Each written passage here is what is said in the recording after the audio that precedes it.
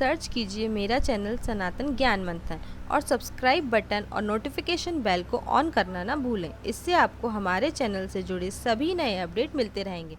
नमस्कार दोस्तों, आप सभी का स्वागत है आपके अपने YouTube चैनल सनातन ज्ञान मंथन में। आप सभी के साथ के लिए सादर धन्यवाद। आशा करती हूँ आप सभी को मेरे द्वारा बनाई गई वीडियो पसंद आ रही होगी।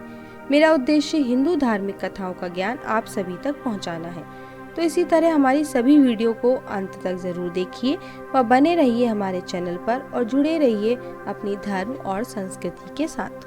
दोस्तों, आज मैं आप सभी के लिए दैत्यों व दानवों के गुरु शुक्राचार्य की कथा लेकर आई हूँ। हम सभी जानते हैं कि शुक्राचार्य कई चमत्कारी शक्तियों के स्वामी थे और उन्होंने ये सभी शक्तियाँ भगवान भोलेनाथ की तपस्या से प्राप्त की थी।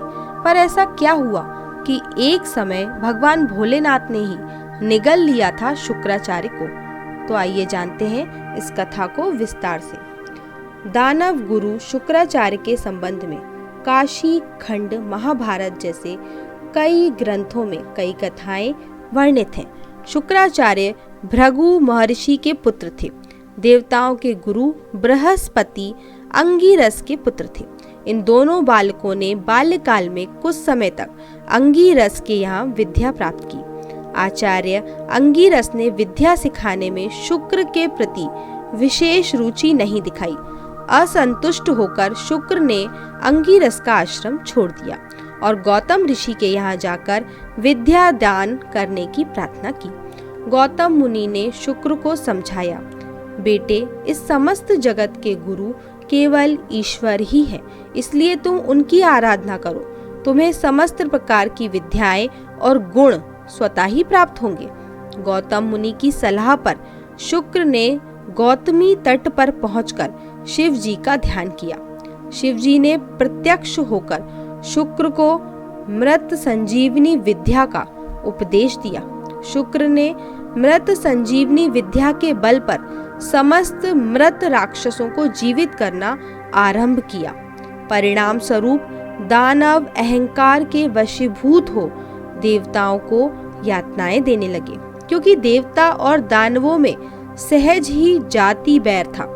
फलतः देवता और दानवों में निरंतर युद्ध होने लगे। मृत संजीवनी विद्या के कारण दानवों की संख्या बढ़ती ही गई। देवता असहाय हो गए। वे युद्ध में दानवों को पराजित नहीं कर पाए। देवता हताश हो गए। कोई उपाय ना पाकर वे शिवजी की शरण में गए, क्योंकि शिवजी ने ही शुक्राचार्य को मृत संजीवनी विद्या प्रदान की थी। इसलिए देवताओं ने शिवजी से शिकायत की, महादेव, आपकी विद्या का दानव लोग दुरुपयोग कर रहे हैं। आप तो समदर्शी हैं। शुक्राचार्य संजीवनी विद्या से मृत दानवों को जिलाकर हम पर भड़का रहे हैं। यही हालत रही तो हम कहीं के नहीं रह जाएंगे। कृपया आप हमारा उद्धार कीजिए। शुक्राचार्य द्वारा मृत संजीवनी विद्या का इस प्रकार अनुचित उपयोग करना शिवजी को भी अच्छा न लगा। शिवजी क्रोध में आ गए और शुक्राचार्य को पकड़कर निगल डाला। इसके बाद शुक्राचार्य शिवजी की देह से शुक्ल कांति के रूप में बाहर आए और अपने निज रूप को प्राप्त किया। शुक्राचार्य के संबंध में एक और कथा भी आती है। शुक्राचार्य ने किसी प्रकार का छल कपट से एक बार कुबेर की सारी संपत्ति का अपहरण कर लिया था। कुबेर को जब इस बात का पता चला, तब उन्होंने शिवजी से शुक्राचार्य की करनी की शिकायत की। शुक्राचार्य को जब विदित हुआ कि उनके विरुद्ध शिवजी तक शिकायत पहुंच गई है, तो वे डर गए और शिवजी के क्रोध से बचने के लिए झाड़ियों में जाके छिप गए। आखिर वे इस तरह शिवजी की आंख बचाकर कितने दिन तक छिप सकते थे। एक बार शिवजी के सामने आ गए। शिव स्वभाव से ही रौद्र हैं। शुक्राचार्य को देखते ही शिवजी को उनको पकड़कर निगल डाला। शिवजी की देह में शुक्राचार्य का दम घुटने लगा। शिवजी का क्रोध शांत नहीं हुआ। उन्होंने रोष में आकर अपने शरीर के सभी द्वार बंद कर दिए। अंत में शुक्राचार्य मूत्र द्वार से बाहर निकल आए। इस कारण शुक्राचार्य पार्वती परमेश्वर के पुत्र समान हो गए। शुक्राचार्य को बाहर निकलते देख शिव जी का क्रोध पुनः भड़क उठा।